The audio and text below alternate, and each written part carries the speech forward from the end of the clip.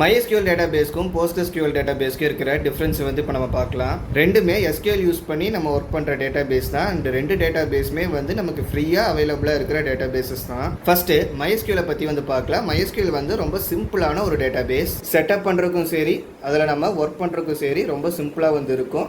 And ஒரு beginner ஃப்ரெண்ட்லியான database, ரொம்ப சீக்கிரமாக நம்ம அதை கற்றுக்கலாம். பட் MySQL டேட்டாபேஸில் என்ன ஒரு ப்ராப்ளம் வந்து இருக்கும் அப்படின்னு பார்த்தா, அந்த டேட்டாபேஸில் நம்ம டேட்டாஸை வந்து கன்சியூம் பண்ணும்போது ரொம்பவே ஃபாஸ்ட்டாக வந்து ஒர்க் ஆகும். பட் டேட்டாஸை நம்ம ரைட் பண்ணும்போது கொஞ்சம் ஸ்லோவாக ஒர்க் ஆகும். ஹியூஜ் டேட்டா வந்து நம்ம ஸ்டோர் பண்ணி வைக்க போகிறோம் அண்ட் கண்டினியூஸாக ரீட் அண்ட் ரைட் ஃபங்க்ஷன்ஸ் வந்து நம்ம பண்ணிக்கிட்டே இருக்கோம். அப்படிங்கும்போது கண்டிப்பாக அந்த டேட்டாபேஸ் வந்து ஸ்லோவாக பர்ஃபார்ம் ஆகிறத வந்து நம்ம ஃபீல் பண்ணுவோம். ஸோ இந்த ஒரு டிஸ்அட்வான்டேஜ் இருக்கிறதுனால நம்ம எந்த மாதிரி அப்ளிகேஷனுக்கு வந்து MySQL டேட்டாபேஸ் வந்து யூஸ் பண்ணலாம் அப்படின்னு பார்த்தோம்னா, நம்ம வெப் அப்ளிகேஷன் பண்ணுறதுக்கு, பிளாக்ஸ் வந்து எழுதுறதுக்கு, இ-காமர்ஸ் வெப்சைட் கிரியேட் பண்ணுறதுக்கு எல்லாமே வந்து நம்ம MySQL டேட்டாபேஸ் வந்து யூஸ் பண்ணலாம். ஏன்னா இந்த மாதிரி பிளாட்ஃபார்ம்ஸ்க்கு MySQL டேட்டாபேஸ் வந்து யூஸ் பண்ணும்போது நம்ம ரீட் பண்ணுற ஆப்ரேஷன்ஸ் தான் அதிகம் பண்ணுவோம். நம்ம அந்த டேட்டாபேஸில் ரைட் பண்ணுறது கம்மியாக தான் வந்து பண்ணுவோம். அடுத்ததாக PostgreSQL வந்து பார்க்கலாம். PostgreSQL வந்து ரொம்ப காம்ப்ளெக்ஸான SQL queries வந்து நம்ம ரைட் பண்ணுறதுக்காக பில்ட் பண்ணியிருக்காங்க.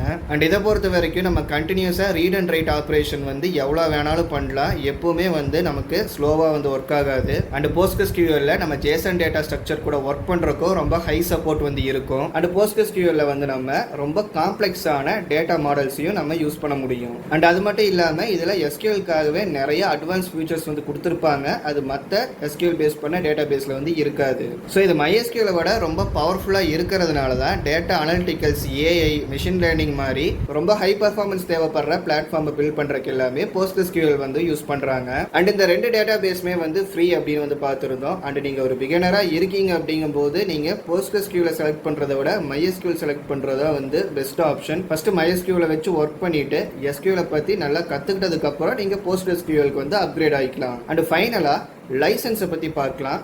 PostgreSQL வந்து அவங்களோட ஓன் லைசன்ஸு கீழே தான் டிஸ்ட்ரிபியூட் வந்து பண்ணுறாங்க. அதனால நம்ம அந்த டேட்டா பேஸை எப்படி வேணாலும் எடுத்து யூஸ் பண்ண முடியும். என்னதான் MySQL வந்து ஃப்ரீ டேட்டா பேஸாக இருந்தாலும் சர்வர்லேருந்து நம்ம அப்ளிகேஷனுக்கு கனெக்ட் பண்ணி ஒர்க் பண்ணுற மாதிரி தான் அதை நம்ம யூஸ் பண்ணிக்க முடியும். ஒரு இன்ஸ்டால் பண்ணுற மாதிரி ஒரு ப்ராடக்டை வந்து நம்ம கொடுக்குறோம் அப்படின்னா MySQL டேட்டா பேஸை வந்து அதில் டம்ப் பண்ணி நம்மளால் இன்ஸ்டாலராக கொடுக்க முடியாது. அப்படி நம்ம பண்ணோம் அப்படின்னா MySQL வந்து லைசன்ஸ் வச்சிருக்க Oracle டீமுக்கு வந்து நம்ம பே பண்ணுற மாதிரி இருக்கும். ஸோ இந்த வீடியோ யூஸ்ஃபுல்லாக இருந்தால் லைக் பண்ணுங்கள். அண்ட் இது மாதிரி யூஸ்ஃபுல்லான கண்டென்ட்டை பார்க்கறதுக்கு மறக்காம நம்ம சேனலுக்கு சப்ஸ்கிரைப் வந்து பண்ணுங்கள். தேங்க்ஸ் ஃபார் வாட்சிங்.